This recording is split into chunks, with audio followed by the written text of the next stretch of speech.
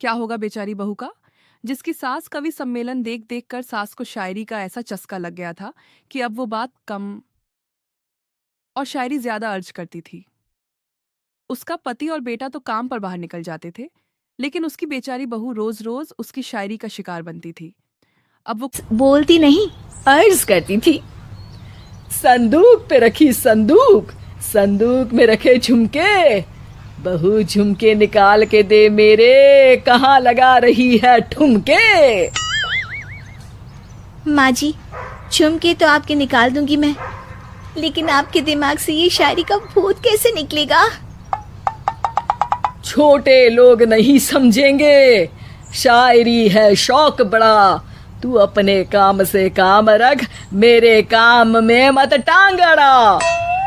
शौक अलग बात है, लेकिन हर चीज में अपना शौक डाल देने से जग हंसाई हो सकती है सासू माँ। अरे मैं हूँ एक नंबर कलाकार, कोई ऐसी वैसी बला नहीं, तुम घर के कामों में उलझी, समझोगी मेरी कला नहीं। ठीक है माँ जी, आप नहीं समझती तो कोई बात नहीं, लाओ मैं आपके झुमके ही निकाल कर दे देती हूँ। बहू सास के झुमके निकाल कर देती है और वहां से चली जाती है। शाम को बहू अपने पति से शिकायत करती है। सुनिए जी, आप माँ को कुछ समझाते क्यों नहीं? अरे क्या समझाना है माँ को? अरे अपनी शायरी थोड़ी कम करे ना। अरे तुमको उनकी शायरी से क्या दिक्कत है? अरे मुझे नहीं, पर पड़ोस में सब लोग हंसते हैं, कहते हैं बुढ़ापे में लोग सठिया जाते हैं, लेकिन शीला जी तो शायर हो गई हैं। अरे लोगों का काम है कहना, लोगों की बातों का क्या टेंशन लेना। अरे वाह, मैंने भी शेर कह दिया, वाह वाह वाह वाह। देख लो, तुमसे किसी ने कहा नहीं और तुम्हारे सामने कोई माँ की बुराई नहीं करता तो तुमको फर्क नहीं पड़ रहा। अरे तुम खामखा की बात का बतंगड़ बना रही हो। चलो चाय बना कर ले आओ मेरे लिए, साथ पियेंगे, कोई ढंग की बातें करेंगे। रेणु चाय बनाने लगती है।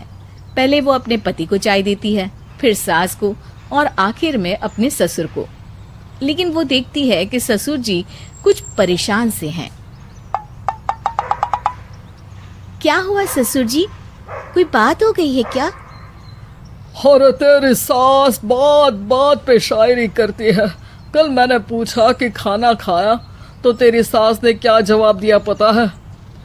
अरे गलती की और आरोपी ने कोड़े खा लिए फटाफट, खाना तो नहीं पर पकोड़े खा लिए झटाझट। अब बता क्या जवाब दूं इस बात का? वो तो सभी से शायरी में ही बात कर रही हैं, मुझे भी समझ में नहीं आता कि क्या करूं मैं। बेटा उसको उसी की भाषा में जवाब देना पड़ेगा।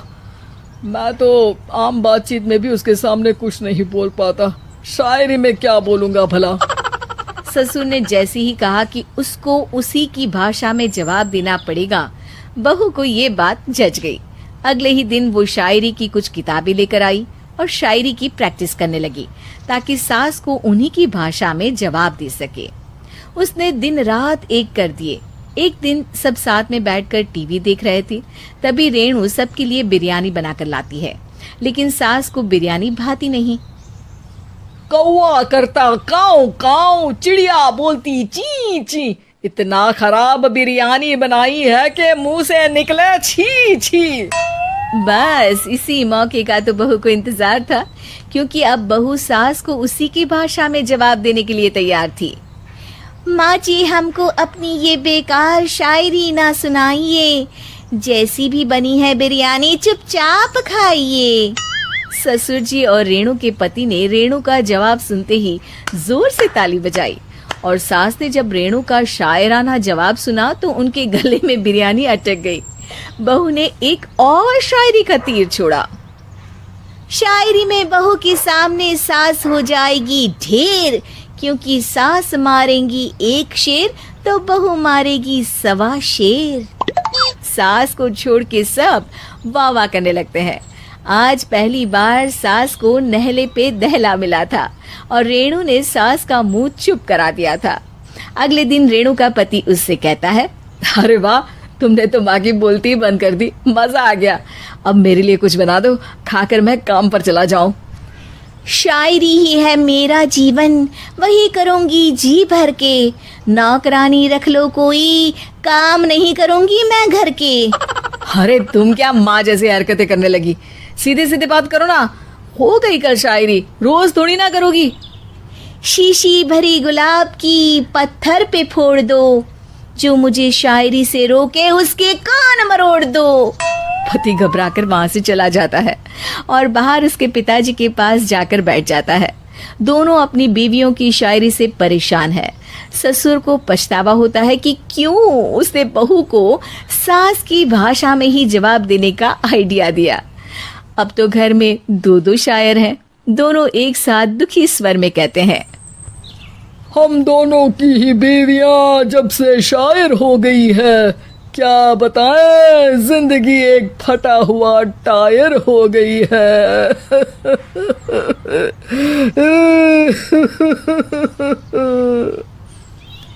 हम दोनों की ही बीवियां जब से शायर हो गई है, क्या बताएं, जिंदगी एक फटा हुआ टायर हो गई है।